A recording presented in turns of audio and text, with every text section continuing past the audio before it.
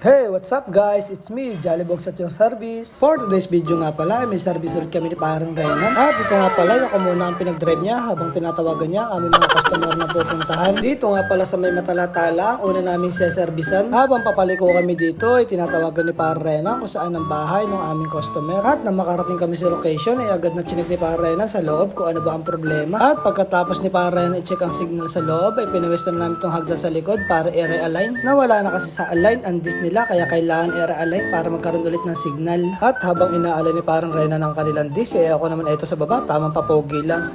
Joke lang. Pagkatapos niyang i-alay ng plato, iniabot niya rin sa akin ang gamit, baka maiwanan pa sa taas. At pagka-check ni parang Renan sa loob, ay mali pala ang frequency na nakuha niya. Signal kasi ang kinuha niyang frequency, ay satellite pala ang box ni customer.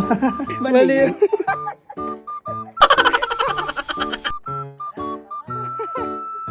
Kaya't ito ang resulta, realign ulit. Konting pihit na nga lang pala yan, kaya mabilis lang niya nakuha ulit. Ano, kala ka di ka magpapawis eh. Di ba kasi sinabi ko signal o Palpak ka ha.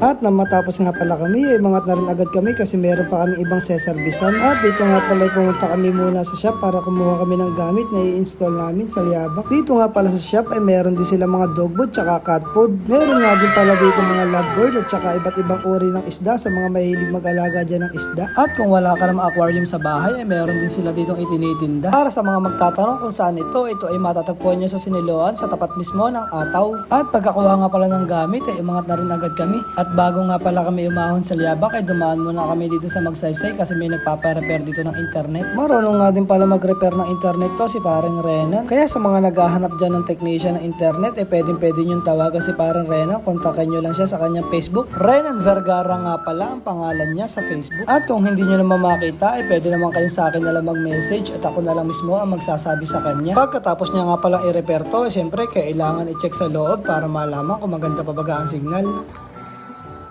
No, kailan pa ako? 32.3. Ano mo ko kailan dugsong mo? Panlima dugsong mo yan. Di magtukso na pero goods pa yun.